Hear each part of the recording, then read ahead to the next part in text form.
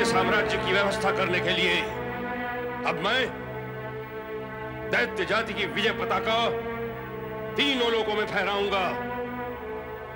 इसलिए तू भी दैत्य नीति अपना और मेरा सहायक बन और मेरा साथ दे। तुम्हारे क्रोध, दैत्य जाति, साम्राज्य और विजय की चर्चा तो हम करते ही रहेंगे मेरे अंधक भैया। तुम तो पहले ये बताओ कि कामदेव से उसका ये रूप कब छीन लाए? अचानक इतना घोर परिवर्तन कब और कैसे हुआ? यह परिवर्तन नहीं है, मेरा मूल रूप है। इससे पहले मैं अंधा था, दैत्यों के गुणों से अनभिज्ञ था, किंतु अब मुझे दिव्य दृष्टि प्राप्त हो चुकी है। अब मैं देख रहा हूं कि मेरे प्रयत्न से दैत्यों की शक्ति का चरम सीमा तक विकास होगा। अब तक तुमने जो विष्णु की भक्ति करके दैत्यों के विरुद्ध षड्यंत्र किया है, उसके लिए तो प्राणदंड भी कम है। किंतु तुम मेरे चचेरे भाई हो, इसलिए मैं तुम्हें क्षमा करता हूं। अब तुम्हारे लिए केवल एक ही मार्ग है कि तुम मेरे सहायक बनो और मेरा साथ दो। नहीं, कदापि नहीं। मैं दैत्य शक्ति का साथ नहीं दे सकता। दैत्य अपनी शक्ति का दुरुपयोग करते हैं, निर्दोषों को पीड़ित करते हैं, अपने सुख और स्वार्थ के लिए प्राणों तक को हरने का पाप करते हैं। दैत्य दूसरों को दुखी करके स्वयं सुखी होना चाहते हैं। नहीं, मैं धर्म और भक्ति के मार्ग को त्याग के तुम्हारा साथ कदापि नहीं दूंगा। अंधक, अंधक, धर्मपरायण और विष्णु भक्त कायर नहीं होते। यदि तुम खड़ग की भाषा ही समझते हो तो मैं भी तुमसे इसी भाषा में व्यवहार करूंगा। इतना साहस!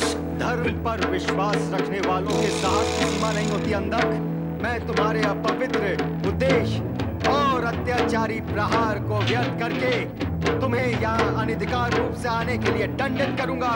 बहुत बोल रहा है तू दुष्ट!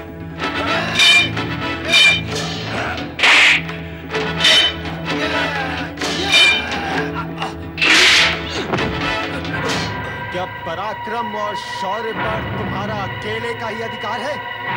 बोलो, बोलो कि मुझे चचेरे भाई के साथ कैसा व्यवहार करना चाहिए? प्रहलाद, तुम तो धर्म और नीति के पालक हो, भक्ति करते हो।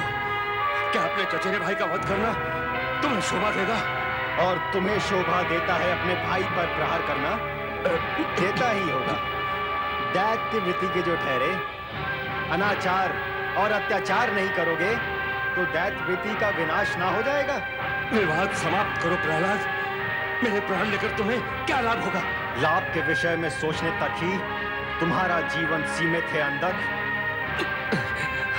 तो अब मैं केवल तुम्हारे लाभ के ही विषय में सोचूंगा। केवल सोचूंगा ही नहीं, करूंगा भी। क्या? हाँ, मैं जानता हूं कि अपने वरदान के उन्माद में तुम वो सब कार्य करोगे जो तुम्हें नहीं करने चाहिए।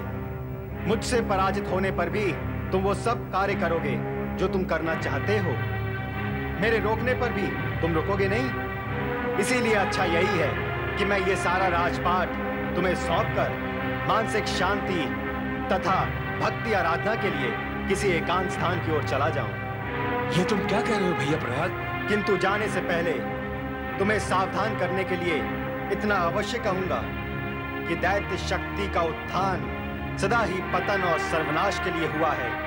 यदि तुमने दैत्य वृत्ति के कुमार्ग को नहीं छोड़ा तो तुम्हारा पतन निश्चित है। अंधक, बस मुझे इतना ही कहना है। ओम हरि ओम हरि हरि हरि ओम, ओम हरि ओम हरि हरि हरि ओम।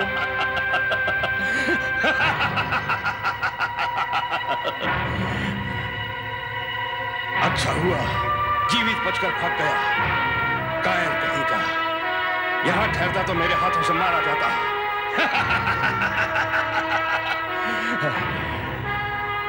अरे दुष्टो, मेरा मुंह क्या देख रहे हो? ये मुंह तो जीवन भर देखना है। इस समय तो हमारी जय जयकार करो, जय जयकार करो।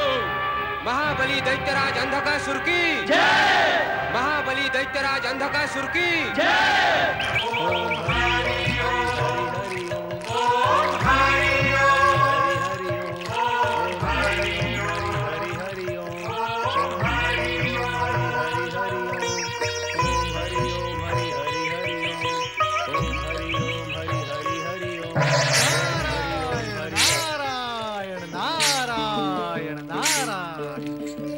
देवऋषि नारद, प्रहलाद का विनम्र प्रणाम स्वीकार करें देवऋषि। सदा कल्याण भव। किंतु प्रहलाद, इस तपस्वी वेश में इस वन में कहां भटक रहे हो? सब कुशल मंगल तो है? हाँ देवऋषि, सब कुशल है। मुझे तो नहीं लगता प्रहलाद। अच्छा ये बताओ, इस समय कहां जा रहे हो?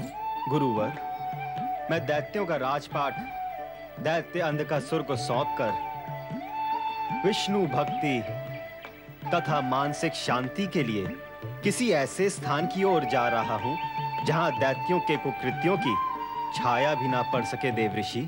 सज्जन सदा चंदन को अपनाते हैं और दुर्जन बबूल को। नारायण नारायण। तुम जैसे भक्त के लिए यही शोभनीय है प्रहलाद कि तुम श्री हरि विष्णु की भक्ति में प्रवृत्त हो जाओ। वैसे सत्य यह भी है कि अब अंधकासुर का अंत समीप है। सावधान तो मैंने भी किया है उसे, चेतावनी भी दी है देवऋषि। मेरी इच्छा है कि विधाता उसे सुबुद्धि दे। तुम जैसे सज्जन और सत्पुरुष सदा दूसरों के हित का विचारते हैं, किंतु दुर्जन और अहंकारी स्वयं अपना ही हित विचारने से चूक जाते हैं। ये अंधकासुर उन्हीं में से एक है। यह भगवान भोलेनाथ के श्वेत से उत्पन्न हुआ है और इसका अंत भी भगवान भोलेनाथ के हाथों ही होगा। अब मृत्यु से पूर्व वो क्या-क्या उद्दंडता करता है, ये तो भगवान भोलेनाथ ही जाने। हाँ, उनकी माया को कौन जान सकता है देवऋषि। प्रहलाद, तुम तो श्री हरि विष्णु के परम प्रिय भक्त हो। उनकी कृपा छाया बनकर तुम्हारे साथ रहेगी। निकट भविष्य में शीघ्र ही तुम पूर्ण गौरव प्राप्त कर सकोगे। मुझे गौरव की इच्छा नहीं देवऋषि, मैं तो केवल भगवान विष्णु की कृपा और आपके आशीर्वाद का इच्छुक हूँ। आपने जो मेरा मार्गदर्शन किया उसके लिए मैं आपका सदैव आभारी रहूंगा देवऋषि। तुम्हारा कल्याण ही कल्याण होगा। नारद का आशीर्वाद प्राप्त कर प्रहलाद भक्ति आराधना हेतु एकांत स्थान की ओर चला गया, किंतु अधर्म और अनीति के मार्ग पर चल रहे अंधकासुर की एक ही मनोकामना थी कि किसी प्रकार देवराज इंद्र को मानसिक पीड़ा पहुंचाई जाए। देवराज भी सदैव कुछ ऐसे ही अघटित के घटित होने की आशंका से ग्रस्त रहते थे।